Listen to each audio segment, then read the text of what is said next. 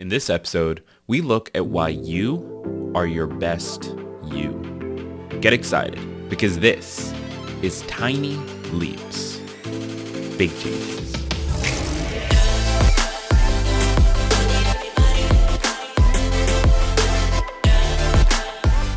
Welcome to another episode of Tiny Leaps, Big Changes, where I share simple, research-backed strategies you can use to get more out of your life. My name is Greg Clunas, and one of the things that I think is important when we talk about personal development, one of the things that I think we need to really explore and dive into is the idea of what being your best self even means.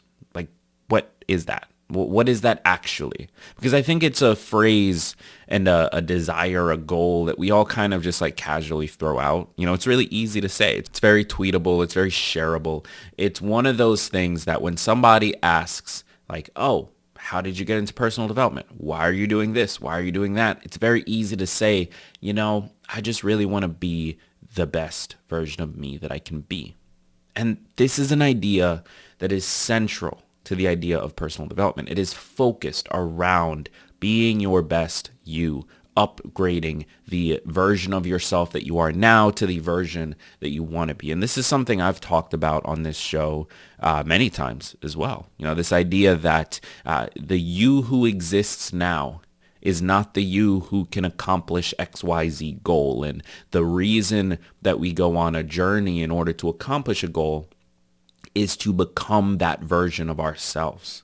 So there's a lot of language around becoming better, becoming who you want to be. And that is not necessarily a bad thing, but I do think that it leaves a lot of opportunity for pain. I think it leaves a lot of opportunity for disappointment and frustration. I think it sometimes can make it harder to stick with things long term because we're always kind of looking for, well, what is that next version of me? Have I reached it? Have I not?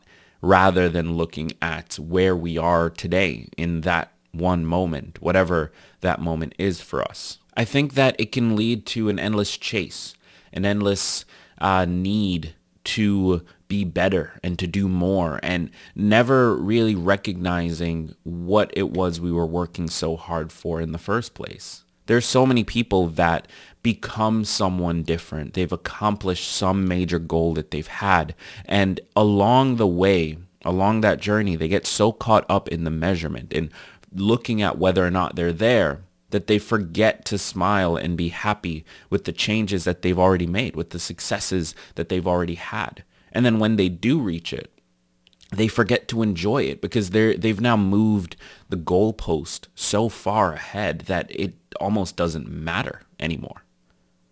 It's an interesting drawback to this personal development, self-improvement world that we live in. It's an interesting side effect, something that I don't think many of us really sit and think about on a daily basis, which is why I wanted to remind you, you are your best self. You are your best you.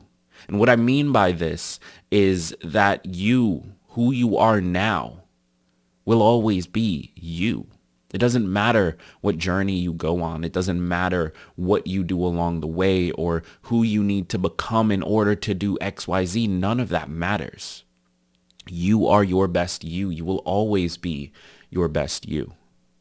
Now, when we get back, I'm going to dive into this. I'm going to unpack it a little bit more and update you on my thoughts on this topic. And you're going to want to stick around because I really do think it's something that we need to be considering in our personal development. So stay tuned. One of the things that we need to keep in mind, or at least I think that we need to keep in mind when we look at improving ourselves, is that endless chase that I was just talking about, it leads to a consistent sort of increase in expectations, right? This goal to consistently improve ourselves leads to an increase in what that expectation is, what we should be, what perfect looks like. And that increase in expectations constantly pushing the goal line further and further and further leads to disappointment, inevitably. Sure, maybe you'll hit it sometimes, maybe you'll become better as a result of it. And I say this all the time, this whole idea of like shooting for the stars, because even if you miss, you'll land on the moon or something like that, right? Like, it's not that great of advice. It's just not. Because when you aim high and you miss, you don't notice the success of having landed on the moon. You notice the failure of missing the stars. And where we focus matters.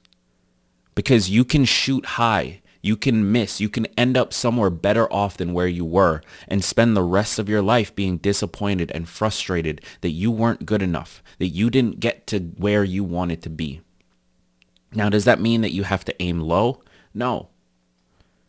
It means that we need to change how we look at what we are in this. It's not about becoming the best version of ourselves. We are already the best version of ourselves. Human beings inherently have flaws. No version of you, not 20 years from now, not 50 years from now, not 10 years ago, no version of you is going to escape the simple fact that human beings have flaws. Your flaws will always exist. Now you can work on them. You can try to be better. You can go to therapy. You can talk through things, but you will always have the things you personally need to deal with. That will always be a part of your life.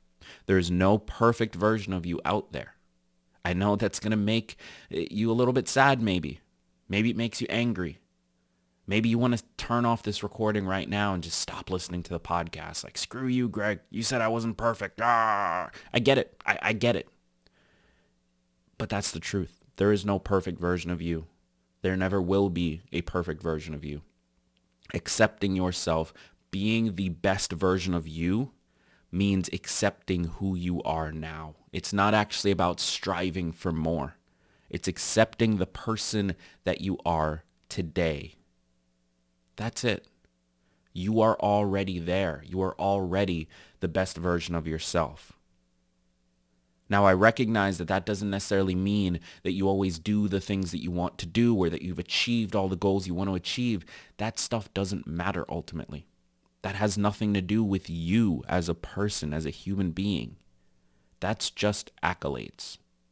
So you can pursue the accolades. You can shoot for the stars, but you have to remember and recognize that who you are now is who you will always be.